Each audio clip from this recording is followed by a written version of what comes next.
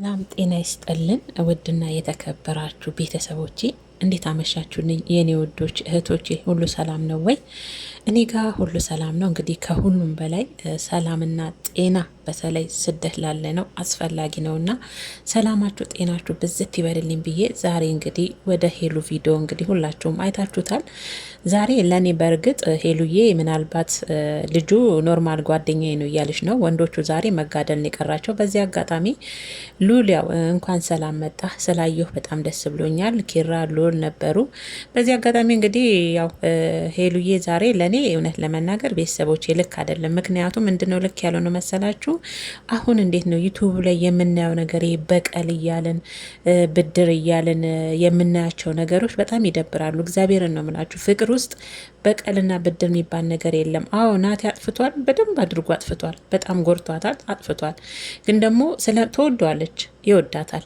ባይሆን ነገሮችን አስተካክሎ ለራሷ ጊዜ ሰጥታ ሄሉሻዬ ወደ ራሷ ተመልሳ እሱንም ማስተካክላ። ሴት ልጅ እኮ በተፈጥሯ ብልህ ናት የኔ ምርጦች ማለት ነውና እንደዛ አድርጋ ወደ ፍቅሯ መመለስ እንጂ በእርግጥ ሄሉሻዬ ነገር እያደረገችው ነው ብዬ እያልኩ አይደለም ቤተሰቦቼ።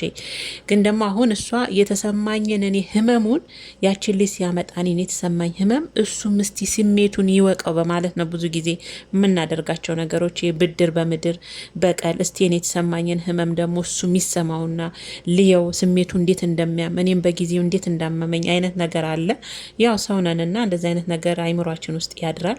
ለእኔ ግን ልክ አይደለም ቤተሰቦች። ሄሉዬ ዛሬ እንግዲህ እኔ ልጁን አላውቀውም፣ ለእኔ አዲስ ነው። ኪራና ሉል እንግዲህ ያው ሉል እንግዲህ መጥቷል። ዛሬ በጣም ተናደው ነበረ። ያው ናቲንም ኪራ ይቅርታ በባለፈው ጠይቆ ከሄሉ ጋር ያለው ነገር እንግዲህ አስማምቶ ነገሮችን ለማፍታት እና እንደሚመጡ ደግሞ ቀድመው ነግሯት ነበር ኪራና ሉል። ሄሉሻዬ ያው ወይን ገዝታ እኔ ልጁን አላውቀውም፣ ለመጀመሪያ ጊዜ ነው ዛሬ ራሱ ዩቱቡ ላይ ያየሁት። እኔ አላውቀውም በሄሉሻ ቤት ማለት ነውና ወይን እየጠጡ ነበረ ናቲ የሚያገኛት። ያው ናቲ እንደብዶነ ሄሉሻዬ መቷታል። በእርግጥ ሴት ልጅ አትመታም። ናቲ ነውር ነው ያደረከው። ምንም ብትናደድ ስሜታዊ ብትሆን ሴት ልጅ ላይ እጅን ማንሳት ስህተት ነው። ሴት ልጅ ላይ እጁን ማንሳቱ ጥፋት ነው። ግን ናቲ አንተም አታለቃቅስ። በጊዜው ያረካት ነገር ቀላል አይደለም። ዛሬም ሄሉ ለእኔ እወዳታለሁ። ሄሉ ጉዷታን አልፈልግም። ግን ደግሞ ልክ አይደለም ቤተሰቦች። በቀል ፍቅር ውስጥ ብድር በምድር አሁን እንዴት ነው ዩቱብ ቻናሉ ላይ እንደምናየው ነገር ቤተሰቦች ያለ አይደለ? አሁን እስቲዋቸው ባልና ሚስት ጥንዶች ይጣላሉ። ሴቷ ወንዱ ሸጎጥ አድርጋ መታ እሱን ለማብሸቅ፣ እሱም ሴቷን ሸጎጥ አድርጎ መጥቶ እሷን ለማብሸቅ። ከዛ ምን ይፈጥራል? ክፍተት፣ የባሰ ክፍተትና ክፍተታቸው እየሰፋ ነው የሚሄደው። ሄሉ እንድታደርገዋለች ማለት አይደለም። እንደነገርኳችሁ እኔ ያመመኝ ህመም ይየው ህመሙን ስሜቱን በቀል ብድር የሚባል ነገር ነው እንጂ ሄሉ እንደዚህ አይነት የረከሰች የወረደች ሴት ሆነ አይደለም። ግን ስህተት ነው፣ ለእኔ ልክ አይደለም። ምክንያቱም ሁለቱም ይዋደዳሉ፣ ይፋቀራሉ። ናቲ አሁንም ድረስ ለልጁ አንተ ማነህ ሚስቴ ናት በማለት እንግዲህ ናቲ እያለቀሰ ሙሉ ነበር። ናቲ አታለቃቅስ፣ ቆፍጠን በል። ያ ህመሙን እንዲገባህ ነው። አንተም ስህተት ሰርታል በጊዜው፣ ቀላል አይደለም።